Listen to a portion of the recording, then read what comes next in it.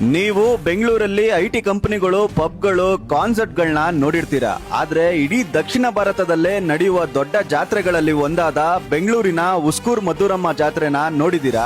ಆನೇಕಲ್ ತಾಲೂಕಿನ ಉಸ್ಕೂರ್ ಗ್ರಾಮದ ಕಾವಲು ದೇವತೆಯಾದ ಮದ್ದೂರಮ್ಮ ಜಾತ್ರೆಗೆ ಸಾವಿರಾರು ವರ್ಷಗಳ ಇತಿಹಾಸ ಇದೆ. ಯುಗಾದಿ ಹಬ್ಬದ 4 ರಿಂದ 5 ದಿನಗಳ ಮುಂಚೆ ನಡೆಯೋ ಈ ಜಾತ್ರೆಗೆ ಎಲ್ಲ ಊರುಗಳಿಂದ, ಪಕ್ಕದ ರಾಜ್ಯಗಳಿಂದ ಲಕ್ಷಾಂತರ ಜನ ಬಂದು ಸೇರ್ತಾರೆ. ಉಸ್ಕೂರಿನ ಅಕ್ಕಪಕ್ಕದ ಊರುಗಳಿಂದ 100 ರಿಂದ 150 ಅಡಿ ಎತ್ತರದ ತೇರುಗಳನ್ನ, ಅಂದ್ರೆ ಕುರ್ಜ್ಗಳನ್ನ 106 ಎತ್ತು ಟ್ರ್ಯಾಕ್ಟರ್ಗಳಿಂದ ಎಳ್ಸಿ ಉಸ್ಕೂರ್ ಮದ್ದೂರಮ್ಮ ದೇವಸ್ಥಾನ ಬಳಿ ತಂದು ನಿಲ್ಲಿಸ್ತಾರೆ. ಇದೇ ಉಸ್ಕೂರ್ ಮದ್ದೂರಮ್ಮ ಜಾತ್ರೆಯ ವಿಶೇಷ.